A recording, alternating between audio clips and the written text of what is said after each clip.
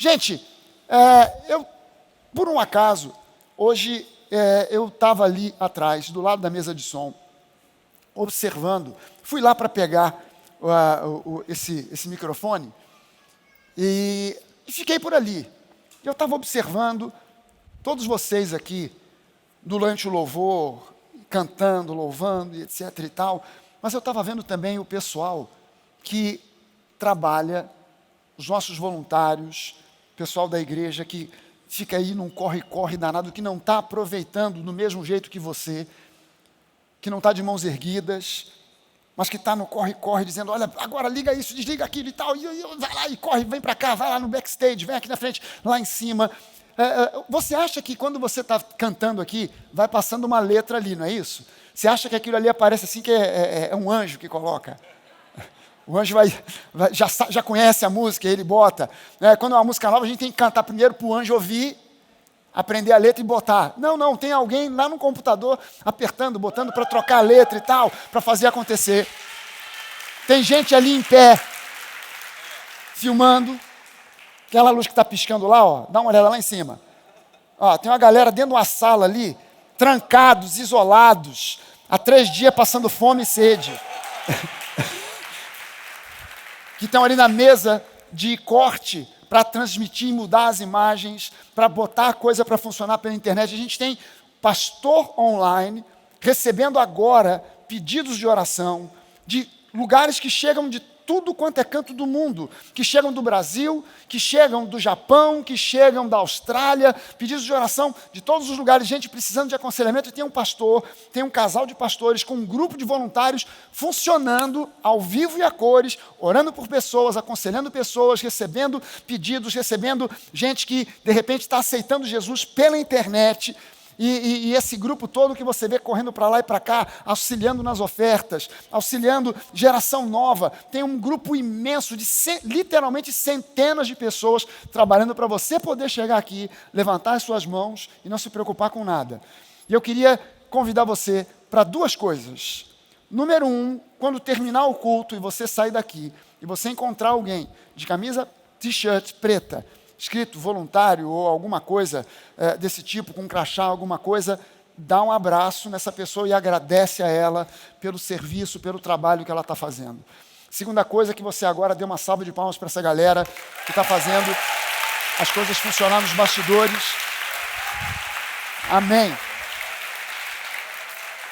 E uma terceira coisa, se coça, se voluntaria e vai ajudar o pessoal também. Deus é bom, amém, gente? Deixa eu saber uma coisa aqui.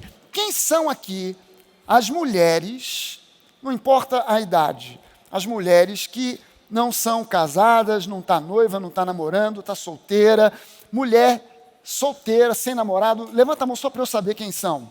Deixa eu ver, peraí. Levanta a mão, fica com a mão levantada. Quem são os homens solteiros, sem noiva, sem namorado, descompromissado? Levanta a mão aí bem alto. Deixa eu ver. Levanta a mão bem alto. Olha, presta atenção, mulheres, porque tem alguns homens aí que realmente estão assim. Cara, eu vi uma pessoa, não vou apontar, não vou dizer, mas teve uma pessoa um homem que levantou as 2 mãos ali. Marca bem esse pessoal. Homens, marquem bem. Mulheres, marquem bem. Porque não é bom que o homem esteja só. A Bíblia diz isso. Depois do culto, a gente tem aqui, até do lado aqui, tem uma lojinha aqui que tem umas pizzas natureba da Patrícia. E você pode ir lá, tem aquele kombucha. Sabe como é que é isso? Aquele negócio natureba, que você toma aquele chá que dá aquela energizada. Você já até olha para a pessoa de olho e fala, ih, rapaz, esse chá, caramba. Presta atenção, se liga. Convida para um almoço, para um cinema, para uma pizza. Aleluia. Levante uma das suas mãos e diga isso comigo. Nessa manhã, mais uma vez, a palavra de Deus vai fazer um efeito transformador na minha vida. Eu não sairei daqui do mesmo modo que eu entrei, mas eu sairei abençoado, transformado, mais semelhante ao meu Senhor Jesus, em pensamentos, em palavras e em ações. Amém. Meu irmão, minha irmã, essa tem que ser a sua intenção quando você senta num banco desse para ouvir a pregação da palavra. Não adianta nada você ouvir e deixar entrar por um ouvido e sair pelo outro. Na maioria das igrejas é isso que as pessoas fazem. Não se deixe ficar numa situação morna, mais ou menos. Não, você tem que vir para a igreja dizendo, eu vou ouvir uma palavra, Deus inspirou o pastor, ou seja lá quem esteja lá no púlpito para pregar, pode ser o pastor, a pastora, alguém que vai pregar, mas foi Deus que inspirou, e essa palavra vai fazer com que eu me torne mais semelhante a Jesus, em pensamentos, em palavras e em ações. E eu quero começar uma minissérie aqui, hoje, sobre a fé que gera uma vida vitoriosa. É o título dessa minissérie aí, a fé que gera uma vida vitoriosa. Não é uma fé meia boca, não é uma fé com base em religiosidade, não é uma fé com base em coisas que não funcionam porque são da antiga aliança, são da lei. Não, uma fé genuína, uma fé neotestamentária, uma fé que gera para você uma vida vitoriosa, porque Deus chamou você para ser uma pessoa vitoriosa. Deus não te chamou para viver uma vida que é um mar de rosas, que não tem problemas, que não tem oposições, que não tem de vez em quando uma encrenca, uma ziquezira. Deus não te chamou para isso, mas Deus te chamou com certeza para vencer, progredir, prosperar, ir avante, melhorar, crescer.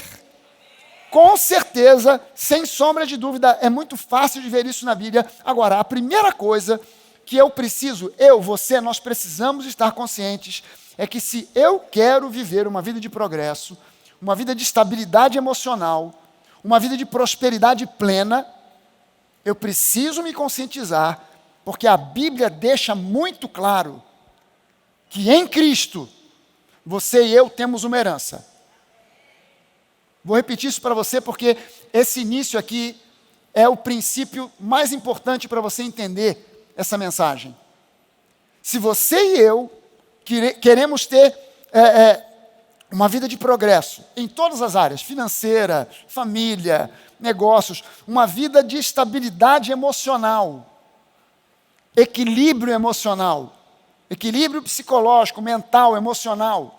Se nós queremos ter uma vida de prosperidade plena, eu preciso me conscientizar, estar muito consciente todo santo dia de que em Cristo eu possuo uma herança. A pergunta é, você conhece essa herança? Essa é a pergunta crucial nessa história. Você conhece essa herança? Você tem consciência dessa herança? Você já estudou para ver do que consta essa herança? Eu tenho certeza e eu garanto para você, por mais que você estude a respeito da herança que você tem em Cristo, você não vai conseguir jamais, enquanto a gente estiver nessa vida, você não vai conseguir explorar tudo o que você possui em Cristo. Então você precisa se lembrar que essa herança, ela é enorme, ela é gigantesca, ela é eterna, mas ela é para ser desfrutada aqui, agora, hoje. E você não pode achar que você já esgotou essa herança. Ela não se esgota nunca, nunca. Ela não se esgota jamais. Ela é absolutamente gigantesca. E eu quero falar aqui para você sobre 6 pontos. 6 pontos práticos, de prática de fé, para que eu possa desfrutar dessa herança. Talvez não sejam todos. Eu levantei aqui 6 pontos. Talvez alguém poderia levantar 10, 12. Por isso eu chamei de uma minissérie, porque na verdade eu tenho mais alguns pontos, mas eu não quero entupir você com uma montoeira de coisas de uma vez só. 6 pontos, segundo os estudiosos que dão aula nos seminários, já é até demais. Normalmente se prescreve de você falar de 3 pontos, e olhe lá. Mas eu vou falar para você de 6 pontos de exercício da fé, 6 pontos práticos de exercício da fé, para que você desfrute da herança que você tem em Cristo, que só pode ser desfrutada pela fé. Não tem como você desfrutar dessa herança de outro modo, de outra maneira. Mas a fé é prática. A fé não é teoria. A fé, em muitos lugares, é vista como uma teoria. O cara entende tudo da teoria, dos princípios, mas na hora de botar em prática, ele não coloca em prática. E é preciso que a gente entenda que a fé, ela é prática. ela precisa ser praticada. Ela precisa ser algo que você realiza no seu dia a dia. Então eu vou falar desses 6 pontos. O primeiro deles é o seguinte: em Cristo você pode viver uma vida longa e frutífera. Bota bem isso no seu coração. Em Cristo você pode viver uma vida longa, e não é simplesmente viver uma vida longa, mas é uma vida longa e frutífera. Longa e frutífera. Provérbios capítulo 4, versículo 18, o escritor de Provérbios diz assim: a vereda, ou seja, o caminho do justo, daquele que foi justificado em Cristo. É claro que quem escreveu Provérbios, a maioria deles são de Salomão, quando escreveu sobre o justo, não tinha a revelação, o entendimento pleno do que significa o justo. Porque isso é uma revelação neotestamentária, isso é uma revelação da nova aliança. O justo é aquele que foi justificado pelo sacrifício de Jesus na cruz do Calvário. Se você foi justificado, a Bíblia diz que você e eu nos tornamos justiça de Deus, justificados em Cristo. Ele se fez pecado para que nós fôssemos então feitos justiça de Deus. E aqui no livro de Provérbios, profeticamente, o escritor está dizendo que a vereda, o caminho do justo, a vida do justo, é como a luz da alvorada. Quem já viu alguma vez na vida o sol nascer? Você foi para uma praia e chegou bem antes do sol nascer. Você foi para um lugar, você estava viajando, você estava hospedado perto de uma praia e disseram para você que ali você tinha 2 experiências, no princípio do dia e no final do dia. No princípio do dia, o sol nascendo, no final do dia, o pôr do sol. E você acordou mais cedo e você foi para lá, para a beira da praia, para ver o sol nascer.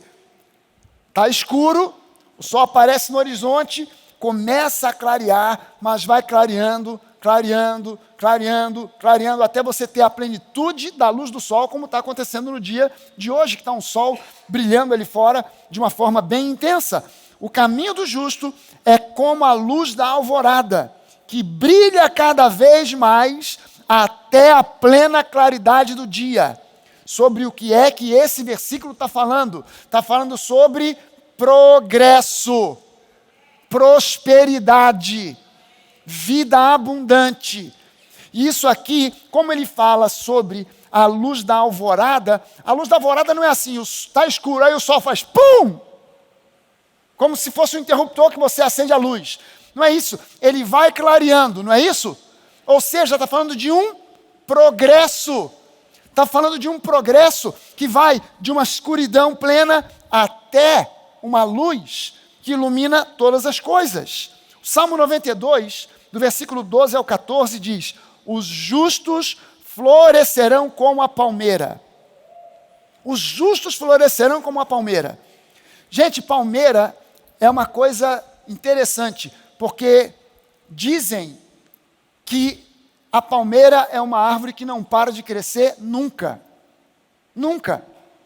Ela começa, no princípio é uma gracinha, porque ela é pequenininha, jeitosinha, bonitinha e tal, mas ela vai crescendo. Chega num ponto que está aquela coisa enorme, você fala assim, meu Deus do céu, olha só, agora o que eu faço? Porque está até atrapalhando de tão grande que ficou. Aquelas palmeiras que você tem lá no Jardim Botânico, quando você passa em frente ao Jardim Botânico, tem um monte de palmeiras que foram plantadas por Dom João VI. Estão crescendo até hoje. São palmeiras enormes, palmeiras gigantescas. Mas aqui o salmista diz para nós que o justo florescerá como a palmeira. Da mesma forma, a palmeira foi plantada, ela não faz pum e já fica. Não, ela vai crescendo dia após dia, ano após ano, semestre após semestre, década após década. E esse é o plano de Deus para a sua vida. Maturidade progressiva, prosperidade progressiva, uma vida em abundância, em maturidade, em prosperidade progressiva. E diz que crescerão, os justos crescerão como o cedro do Líbano.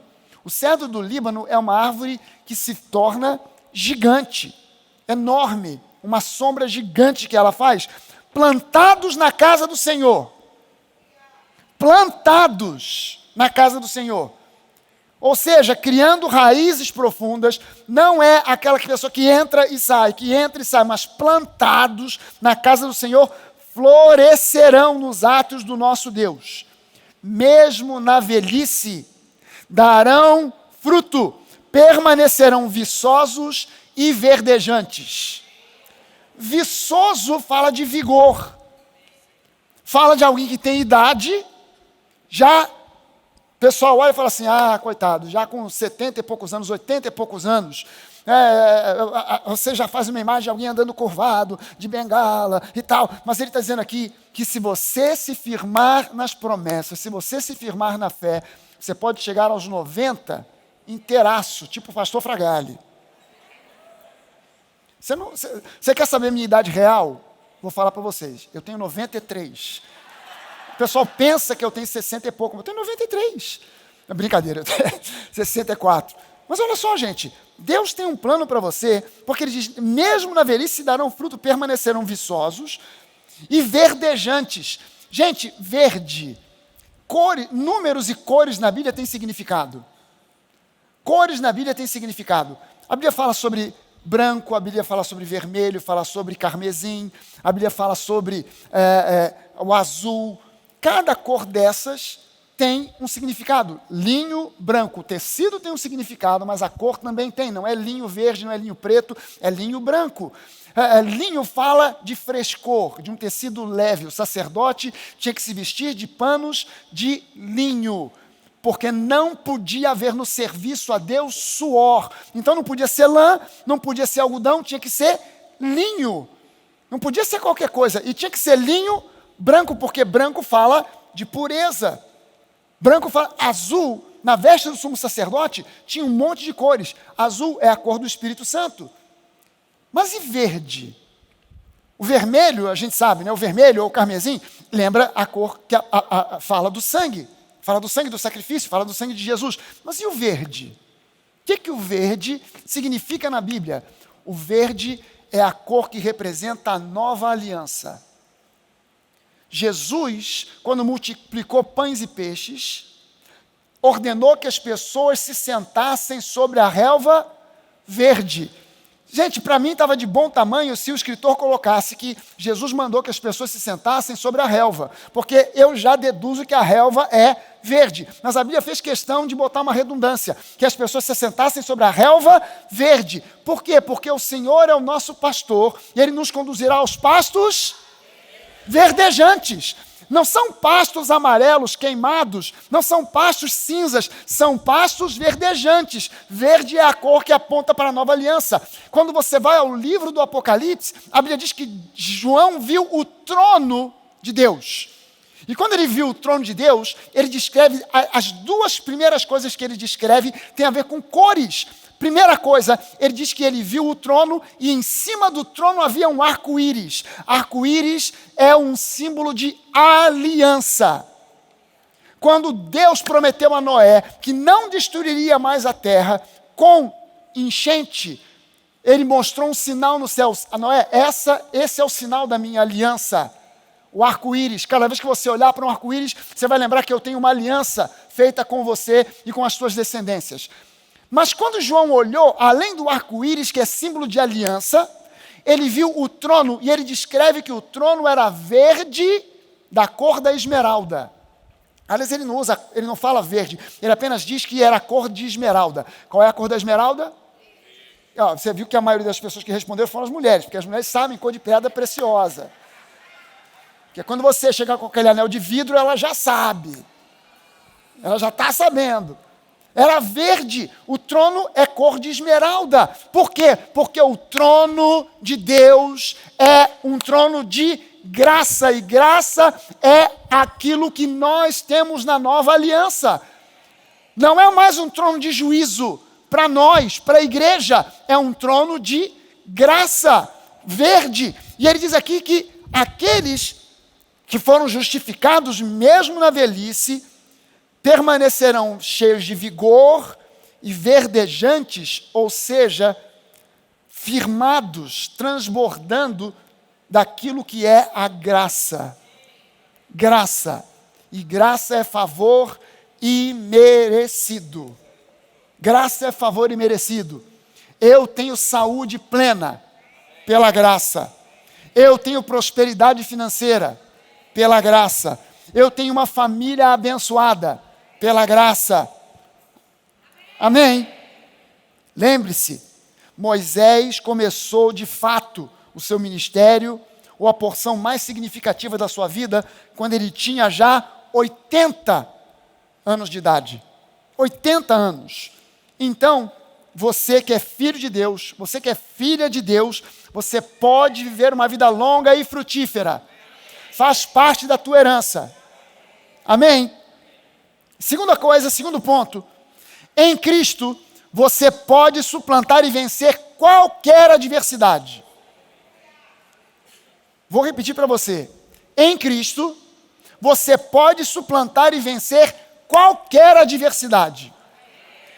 Eu não disse, em Cristo você não terá nenhuma adversidade. Não, em Cristo você pode suplantar e vencer as adversidades que vierem. Venha o que vier, você pode vencer. Pastor, mas eu acho que eu não aguento, eu não estou aguentando. É justamente nesse momento em que você diz, eu não estou aguentando, eu não aguento, que você tem que confiar que Deus te abençoa e te capacita pela graça. Porque quando você diz eu não aguento, você está dizendo eu não aguento, mas eu não aguento com as minhas forças. Eu não aguento com a minha capacidade. Eu não aguento com os recursos naturais que eu tenho. Mas em Cristo eu posso todas as coisas. Então não há adversidade que você não possa suplantar e vencer. 2 Coríntios 2,14 diz assim, mas graças a Deus que sempre... Aliás, eu acho que hoje a gente até está recebendo uma visita de uma pessoa de língua inglesa. Se não me engano, alguém falou, tem um rapaz aí que é do Havaí. Não, tem um pastor amigo aqui do Japão. Mas no Japão é outra história, lá é japonês.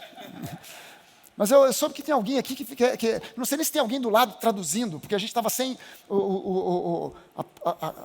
os fones para traduzir. Deixa eu ver. Who is the person that came from Hawaii? Let me see. Where are you? Oh, okay. Welcome, my friend. How are you?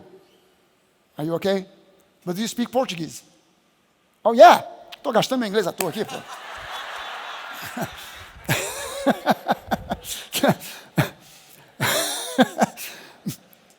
Gente, Deus sempre, always,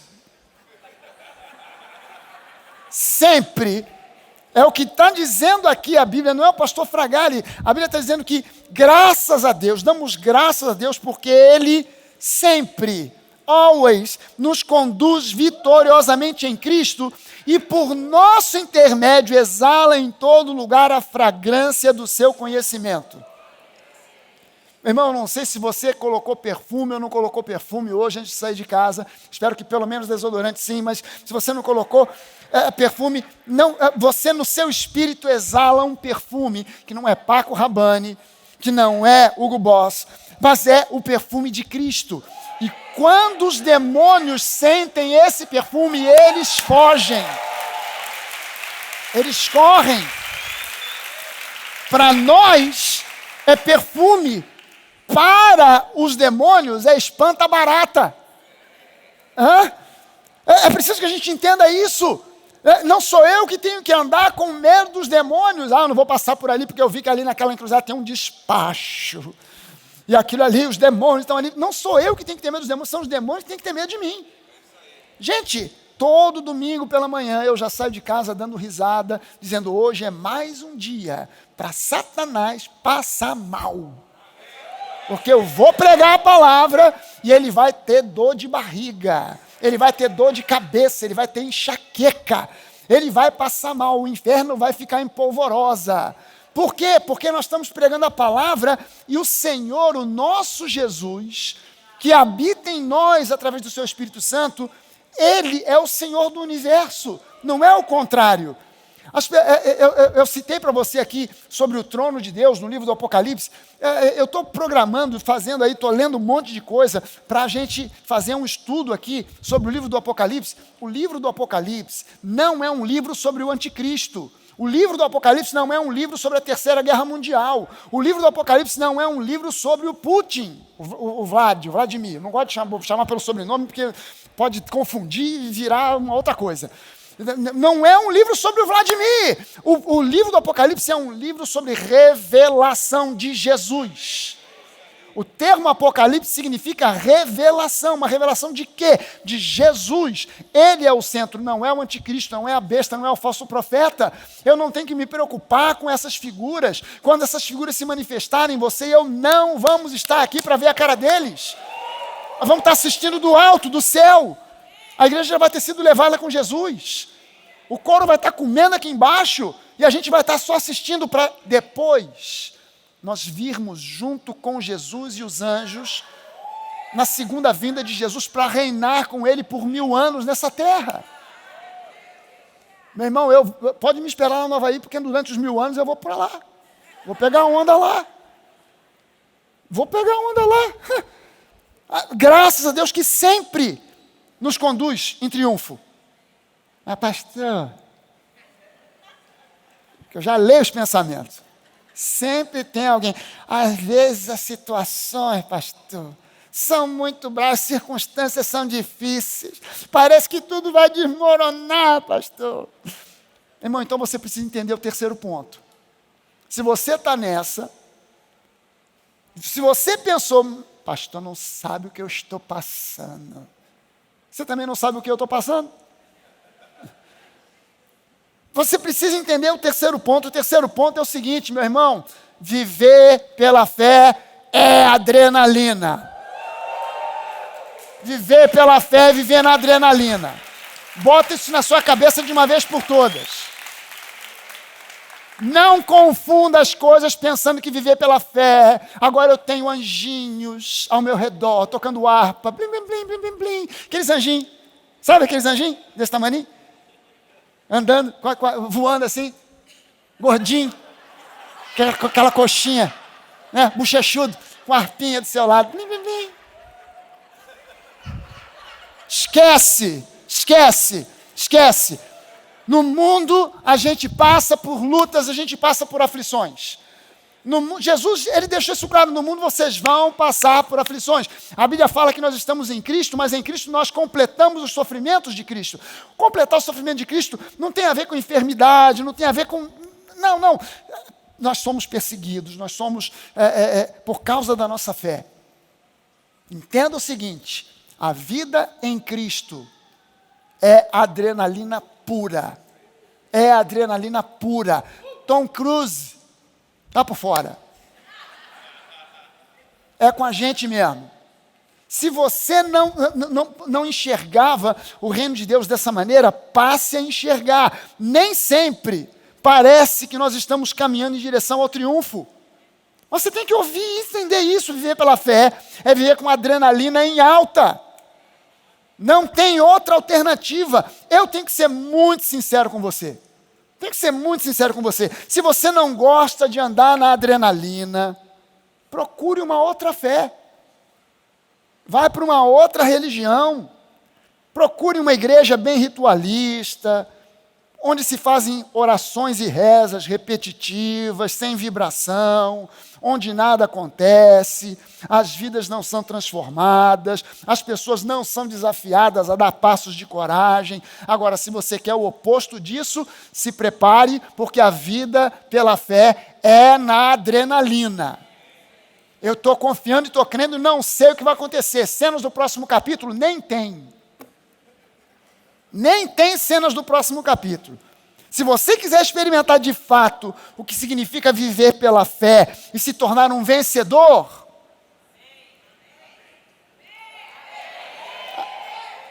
aperta o cinto de segurança e prepare-se para viver a maior aventura da sua vida. Ou então bate no tatame e pede para sair. Bate no tatame e pede para sair. Vão haver dias difíceis, a ponto de você pensar que vai tudo dar errado. Ninguém pode tapar o sol com a peneira, ou tão julgar você. Está dando tudo errado na sua vida? Provavelmente tem algum pecado não confessado. O religioso vai dizer isso para você. Você está passando por aperto, por perrengue, por luta? Deve ter algum caroço debaixo desse angu. Você tem alguma coisa aí que você não confessou. Meu irmão, você tem que botar no seu coração aquilo que diz, por exemplo, o Salmo 34, no versículo 19. Salmo 34, 19, que o justo passa por muitas, não por algumas, mas por muitas adversidades. Se parasse aí, dava ruim. Mas ele põe uma vírgula e continua dizendo, mas o Senhor o livra de algumas. Não, os livra de todas. Todas. De todas. Eu posso estar passando por um perrengue, por uma luta, por uma adversidade, mas eu sei que o meu Deus está operando e trabalhando nos bastidores. Amém? Eu sei que Deus está lutando por mim. Eu sei que Deus está lutando a meu favor. Salmo 91, versículo 7. Salmo 91, 7 diz, 1000 poderão cair ao seu lado, 10.000 à sua direita, mas nada o atingirá. Não está dizendo aqui que você não vai ter problema, não vai ter luta. Não, você vai ter e vai ser brabo, vai ser complicado. Lucas 10, 9, Jesus agora está dizendo, eu dei a vocês, eu lhes dei autoridade para pisarem sobre cobras e escorpiões e sobre todo o poder do inimigo. Nada lhes fará dano.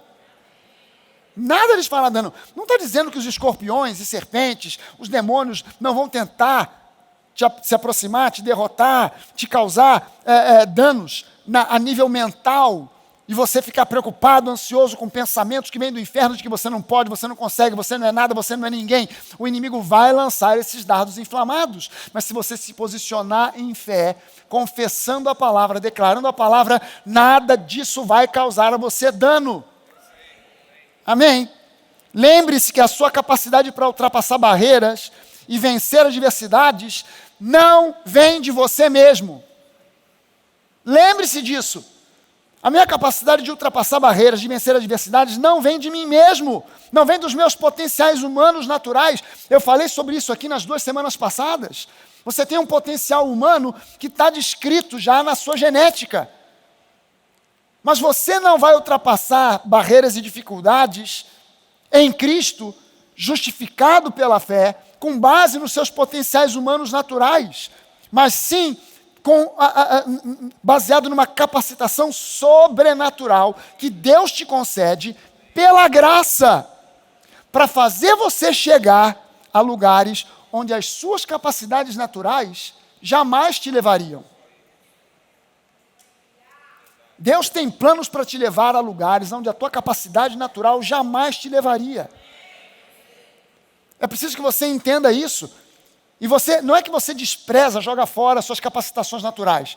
Não significa que você não se prepara, não faz curso, não faz faculdade. Não. Você faz tudo isso, mas você não confia mais no seu braço forte.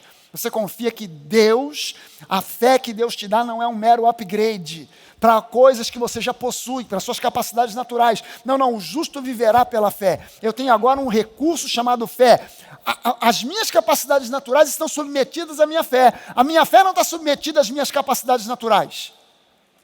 As minhas capacidades naturais estão submetidas à minha fé. E pela fé eu posso vencer até mesmo naquilo onde eu não tenho uma capacidade natural, porque Deus pode me capacitar sobrenaturalmente.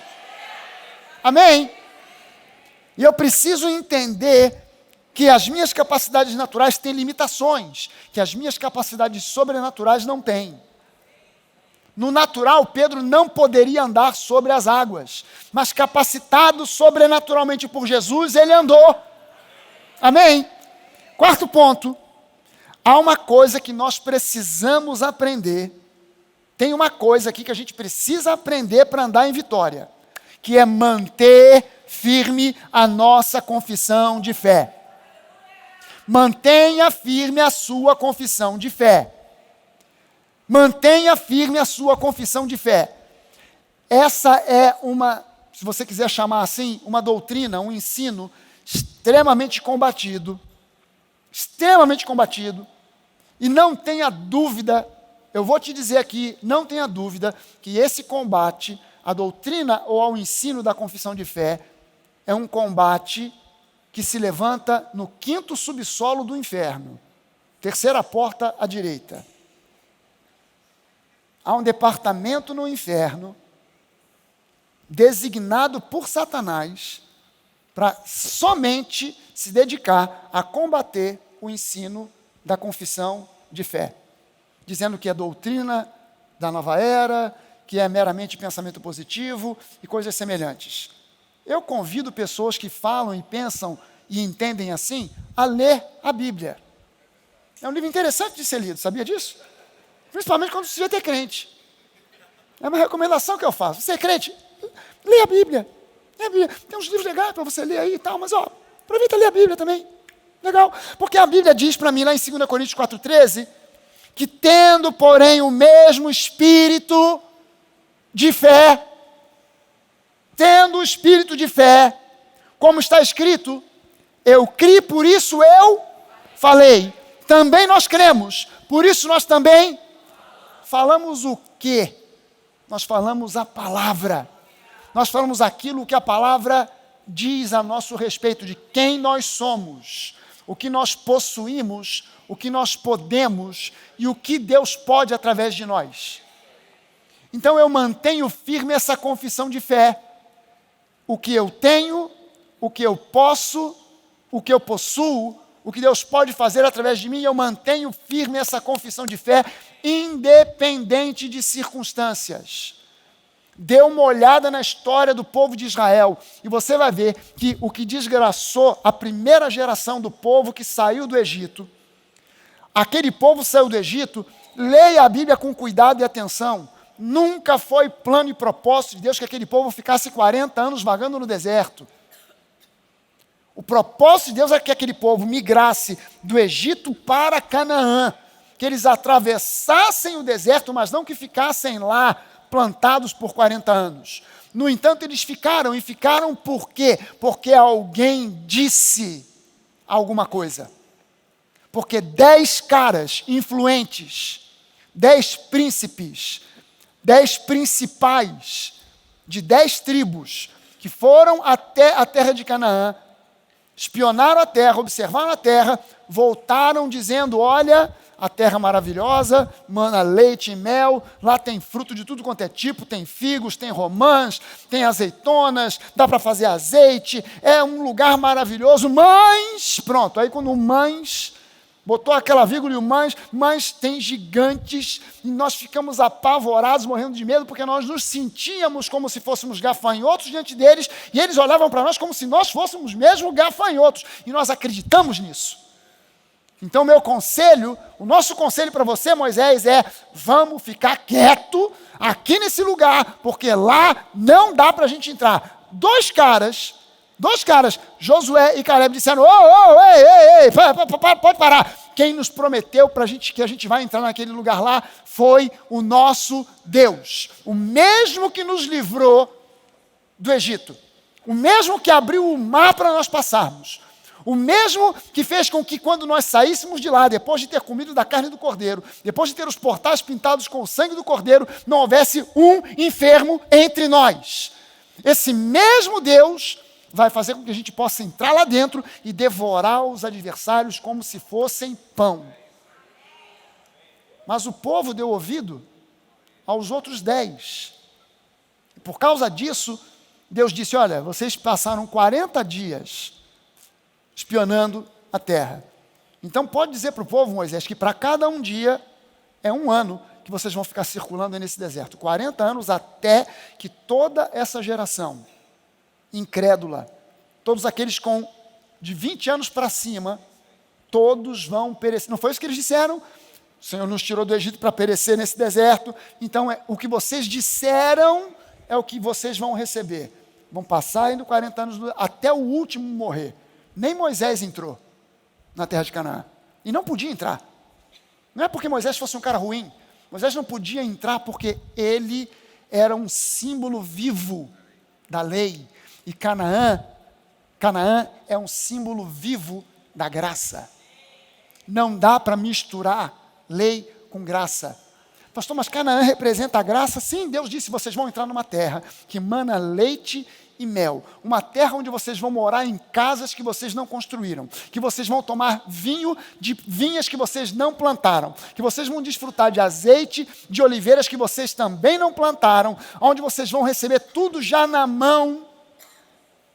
Porque Canaã aponta para nós, para a vida na graça. Canaã não é símbolo do céu, Canaã é símbolo da vida abençoada que Deus tem para nós hoje aqui. Pastor, eu sempre ouvi falar que Canaã é um símbolo que aponta para o céu. No céu não tem inimigos para ser derrotados. No céu não tem guerra para ser guerreada. Não tem batalha para ser batalhada. Em Canaã tem, mas você em Canaã é mais que vencedor e Canaã te pertence. O lugar, você foi chamado para viver uma vida que mana leite e mel. E quando a Bíblia fala sobre o mel, ela fala sobre o mel que escorre da rocha. Alguém aqui, por um acaso, não vou nem perguntar, porque pode ser que alguém que diga que sim, e é mentira. Então já vou evitar de você cometer um pecado. Nunca nenhum de vocês jamais viu mel escorrendo de rocha, de pedra, porque a abelha não faz mel na rocha, faz mel na árvore. E o mel que a Bíblia está falando nem sequer é mel de abelha, é mel de tâmara. Então é preciso que a gente entenda o seguinte: quem produz o mel, que a Bíblia cita, é a tamareira. É a tâmara, que está numa árvore, que é a tamareira, não na rocha.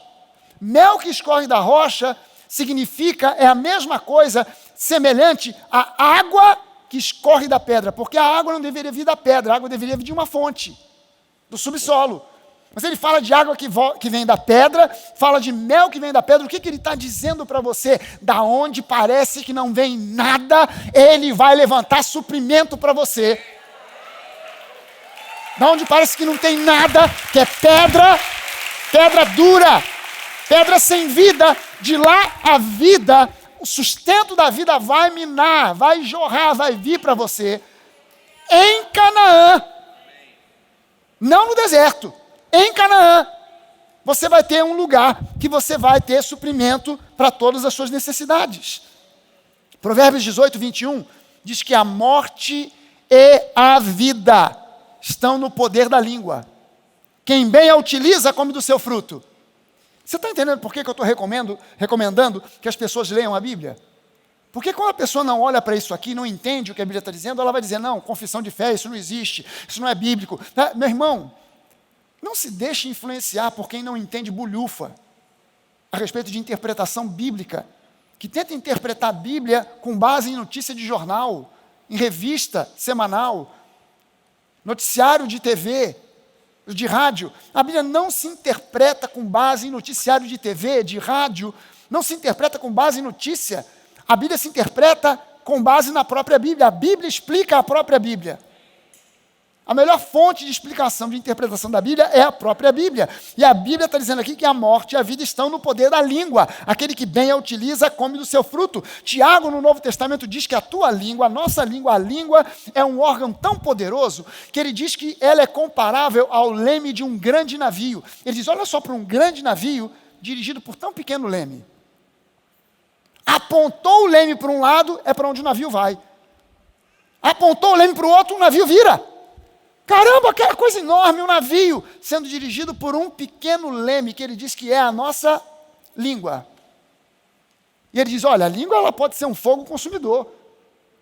E não dá para ser assim, uma fonte que jorra água amarga e água doce. Você tem que escolher o que vai jorrar dessa fonte. Ou amargura ou doçura. Ou vai jorrar reclamação, murmuração, nhenhenhé, mimimi, ou vai jorrar a palavra. A palavra.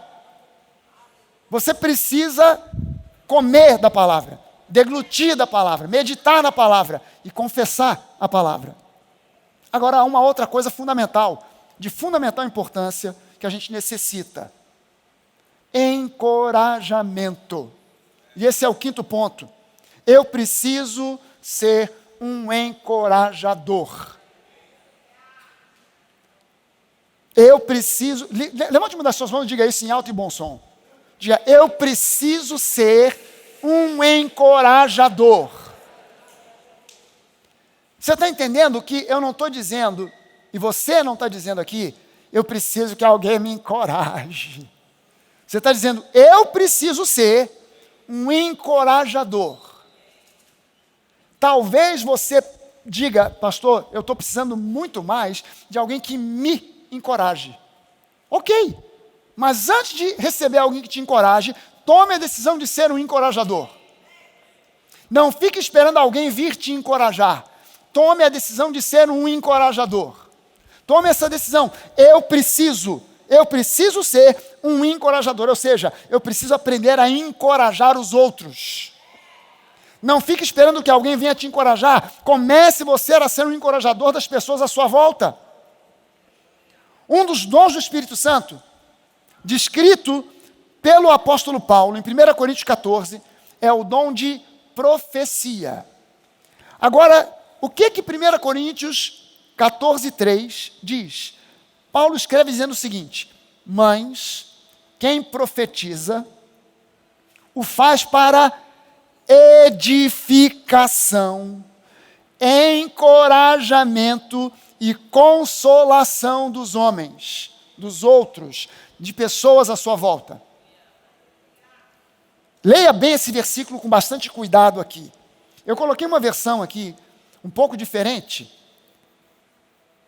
porque a gente muito lê uma versão que fala sobre exortação, aquele que profetiza exorta, e a gente pensa que exortar é dar uma bronca, mas a palavra exortar, que está ali em 1 Coríntios 14:3, no original, significa encorajar, e não dar uma bronca, encorajar.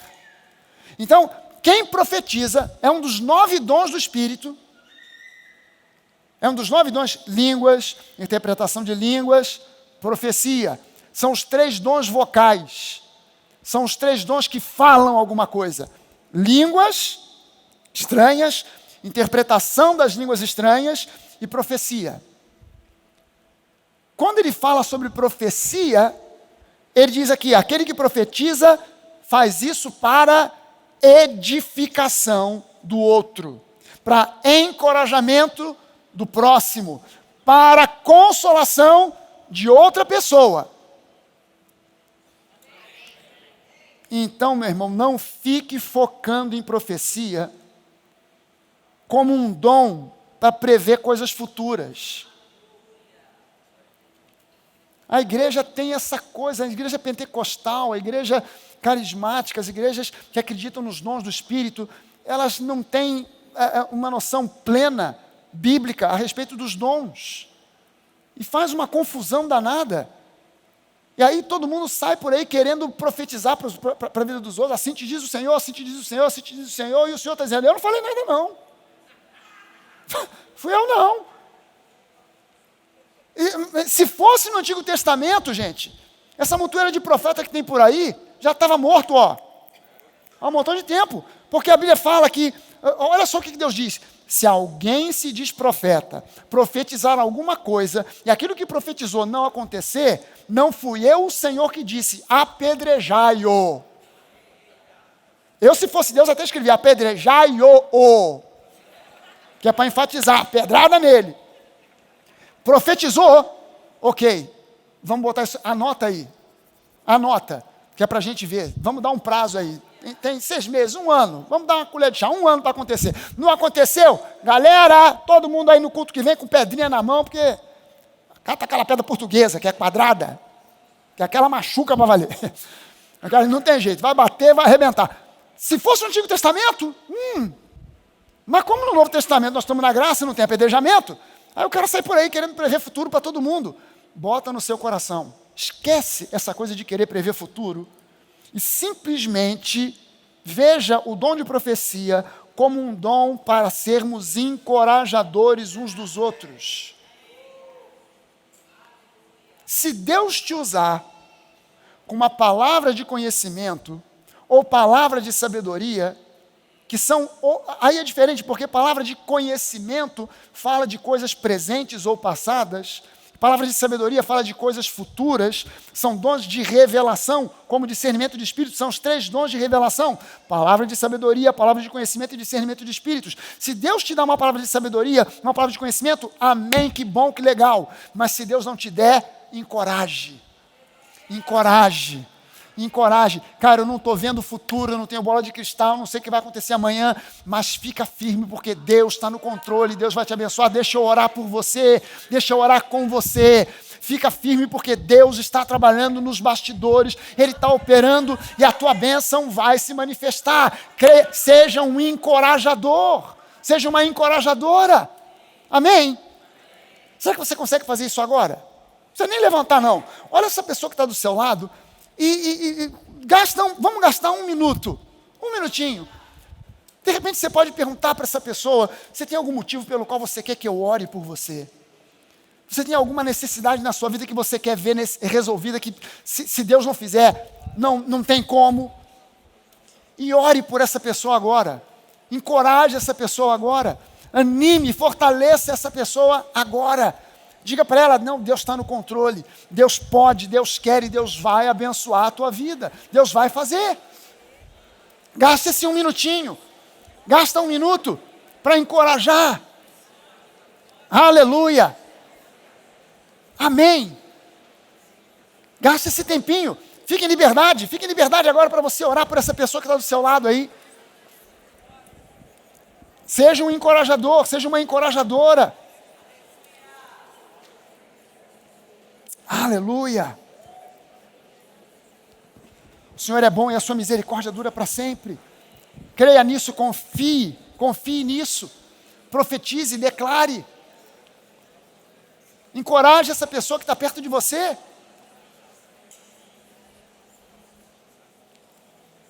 Meu irmão, você está quieto e calado, não passa vergonha não. Fala aí com a pessoa que está do seu lado. Essa pessoa do seu lado está esperando você abrir a sua boca com uma palavra de encorajamento. Nem que você somente diga para ela assim, é isso aí. Nem que você diga uma coisa tão curtinha. Sabe, Deus é a teu favor. Deus está contigo. Não há barreiras para Deus agir na sua vida hoje. Não há barreiras para Deus agir na sua vida hoje. Nós não estamos vivendo no tempo da lei. A lei criava uma penca de barreiras. Na graça, não há barreiras.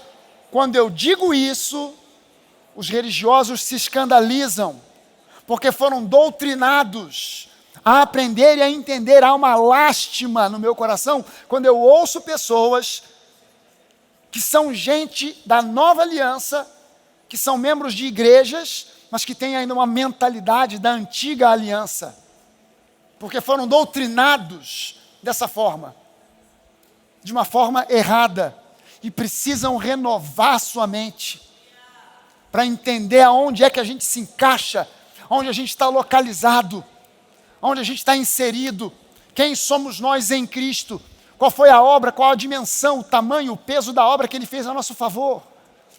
E eu preciso confessar isso, e não somente confessar isso, eu preciso olhar à minha volta e me tornar um encorajador. Se eu encorajar, alguém me encorajará. Mas se eu ficar apenas esperando que alguém me encoraje, meu irmão, você não pode, no reino de Deus, ser meramente uma esponja. Você precisa ser uma fonte. Você no reino de Deus, na nova aliança, você não pode meramente ser uma esponja. Você precisa ser uma fonte. Amém? Do seu interior fluirão rios de água viva. Isso não é uma esponja, isso é uma fonte. Eu preciso ser uma fonte. Pessoas vêm para a igreja, as pessoas frequentam a igreja com mentalidade de esponja. Para mim, é para mim, é para mim, é para mim, eu preciso. Ok, eu também preciso. Você precisa, eu preciso, todo mundo precisa. Mas eu preciso vir para a igreja com uma mentalidade de fonte. E não mais com uma mentalidade de esponja. Porque veja bem o seguinte, a esponja só absorve. Mas a fonte dá, mas recebe. Não há fonte que jorre sem que na nascente receba. A fonte, para continuar fluindo, precisa receber.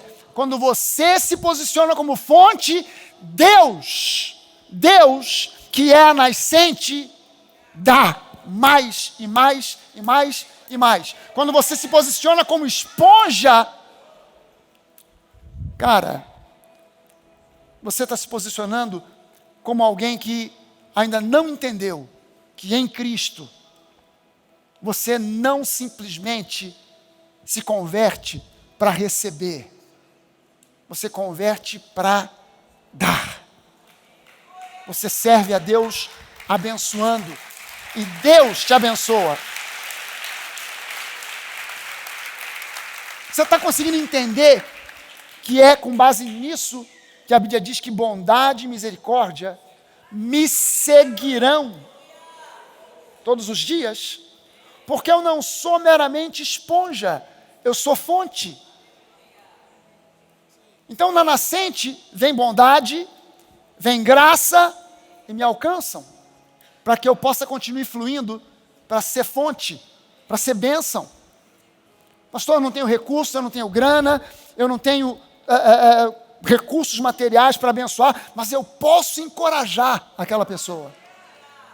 Porque boca eu tenho, dinheiro eu não tenho, prata e ouro eu não tenho, mas o que eu tenho, eu te dou em nome de Jesus. Recebe encorajamento, em nome de Jesus recebe vitória, em nome de Jesus recebe cura, em nome de Jesus recebe vida abundante. Aleluia. E o sexto e último ponto, eu preciso aprender a encorajar a mim mesmo. Eu preciso aprender a encorajar a mim mesmo. Pastor, ninguém chegou para me encorajar. Ou o encorajamento que a pessoa me deu foi aquele sorriso amarelo. O pastor mandou, né? Deus te abençoe. Em vez de te encorajar, até deu uma desanimada, né? Era preferível não ter falado nada. Mas olha só, eu preciso aprender a me encorajar a mim mesmo. Estou fazendo uma redundância maluca aqui. Me encorajar-me a mim mesmo. Eu preciso aprender a encorajar a mim mesmo. Salmo 42. O Salmo 42 vai aparecer projetado para você aqui com versículo 5, mas com um 11 entre parênteses. Por que tem o 11 entre parênteses? Porque o versículo 11 repete exatamente, foi um copia e cola que Davi fez do versículo 5. Diz exatamente com as mesmas letras, com tudo a mesma coisa.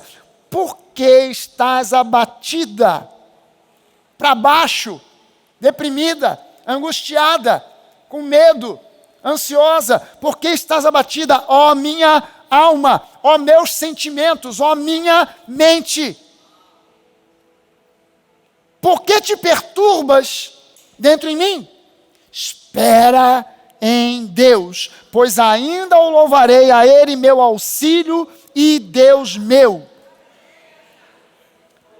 Você pode ler esse versículo aqui junto comigo? Não sei se você consegue enxergar daí. Eu estou botando em letra pequenininha para você não enxergar mesmo, para forçar você a ter Bíblia aí. Por que estás abatida, ó minha alma? Por que te perturbas dentro de mim? Espera em Deus, pois ainda o louvarei, a Ele, meu auxílio e Deus meu. Meu irmão, não permita que notícias ruins, pessoas desanimadoras, ou mesmo pregações que não te encorajam, mudem o seu entendimento sobre a sua nova identidade em Cristo, sobre a sua nova realidade em Cristo. Não permita de jeito nenhum. Se você começar, você está assistindo no YouTube, você viu lá um título que chamou sua atenção, você começou a assistir, e você começa a ouvir aquela pregação que vem para dizer para você que o anticristo vai pintar e bordar, desliga na hora, escolhe outra. Você começa a ouvir que você não está prosperando porque você tem esse pecado escondido, não sei o quê, muda na hora. Não fica dando ouvidos à besteira, não fica dando ouvidos a juízo, não fica com a mente dividida. Porque tem gente que frequenta a nova, mas ainda tem a mente dividida. Não, o pastor Fraga, ele prega assim, mas a gente tem que ouvir de tudo. Porque ele é muito animado, muito positivo, mas a gente tem que ver o outro lado, porque Deus é amor, mas Deus também é juízo. Essa mente dividida não vai receber nunca nada de Deus. Tiago diz isso. Homem de mente dividida, como a onda do mar, uma hora crê, outra hora não crê, uma hora vai, outra hora não vai receber absolutamente nada, vai ficar no 0-0. Eu não entrei nesse jogo para ficar no 0-0, eu entrei nesse jogo para vencer, porque Cristo já venceu para mim, por mim. Então eu preciso me posicionar. Eu preciso me posicionar e entender que notícia ruim, meu irmão, nós estamos vivendo um período de tempo em que lá no fundo, na parte lá de trás da sua mente, tem uma vozinha lá dizendo: Terceira Guerra Mundial vem aí. O anticristo vai manifestar amanhã. Semana que vem, o alho vai subir de preço. Lá no fundo da sua mente tem uma vozinha que vem do inferno dizendo: o anticristo vai te pegar. Falso profeta vai te abraçar. Tem uma vozinha lá atrás dizendo isso para você. Vai dar ruim por causa disso, as evidências estão aí. As evidências estão aí, é só você olhar. Meu irmão, as evidências estão aí. Isso me mostra que o dia do arrebatamento da igreja está chegando. Isso me diz que mais dia menos dia, mais hora menos hora, num piscar, num abrir e fechar de olhos, os mortos em Cristo ressuscitarão. Serão aqueles que estiverem vivos em Cristo, terão seus corpos transformados em corpo glorificado, e nós seremos arrebatados para encontrar com o Senhor nos ares.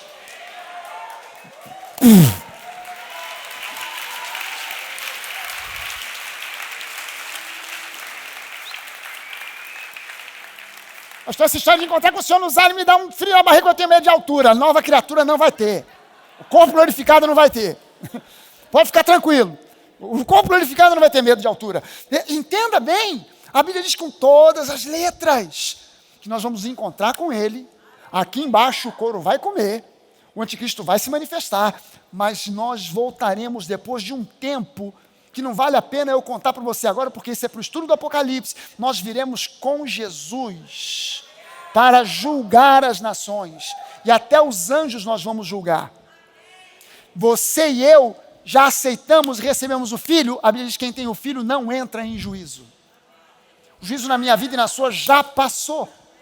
Nós somos julgados em Cristo na cruz do Calvário. Com Ele nós fomos crucificados, com Ele nós fomos sepultados, com Ele nós ressuscitamos, com Ele nós ascendemos aos céus, e com Ele a Bíblia diz em Efésios capítulo 2, que nós estamos assentados com Ele em lugares celestiais. Eu não estou sentado nesse lugar temporariamente. Eu estou lá e de lá eu não vou ser expulso. De lá eu não vou me levantar para sair, para voltar agora, porque o diabo... Não. O diabo já foi derrotado na minha e na sua vida. Você e eu agora precisamos tomar uma postura em relação à nossa nova identidade, à nossa nova realidade em Cristo. Troque, faça uma troca. Remova a letra D de dado da palavra desistir. Substitua pela letra R e transforme desistir em resistir. Levante uma das suas mãos e diga assim comigo: nós não somos daqueles que decidem, daqueles que desistem, daqueles que retrocedem, mas nós somos daqueles que avançam. Aleluia. Aleluia. Nós não somos daqueles que retrocedem.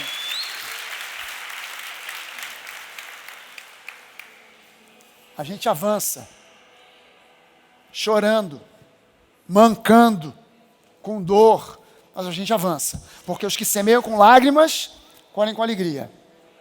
Então a gente avança. A gente avança, não dá para avançar se eu tiver alguém do meu lado, me encorajando, me colocando sobre o seu ombro para continuar, eu vou chegar lá. Você está entendendo a importância de nós estarmos juntos, como família? Porque um tropeça, cai, a gente vai lá e ajuda e levanta. O outro se machuca, está ferrado, está ruim, a gente vai lá e bota ele no nosso ombro e a gente carrega. Sabe aquela história daquela música? He ain't heavy, he's my brother. Sabe, conhece essa música? Música antiga pra caramba. Você não conhece? Tem que conhecer, procura na internet. A letra da música diz, he ain't heavy, ele não é pesado, he's my brother, é meu irmão. A história se baseia numa história real. O autor da música viu um garoto carregando um outro menor nas costas. E ele perguntou, mas vem cá, você está carregando ele para lá e para cá, os garotos, todo mundo brincando, e você está participando da brincadeira, carregando esse outro aí nas suas costas? Ele falou, não é pesado, não, é meu irmão. Aí o cara teve aquela inspiração e criou essa música. The road is long. Nem lembra a letra toda?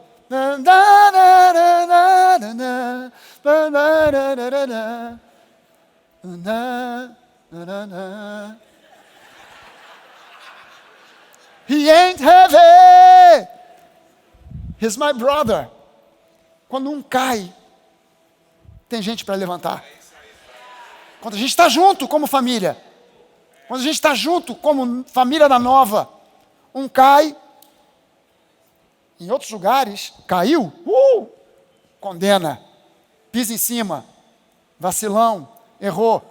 Na Nova, vamos levantar, vamos caminhar, vamos para frente, vamos acertar.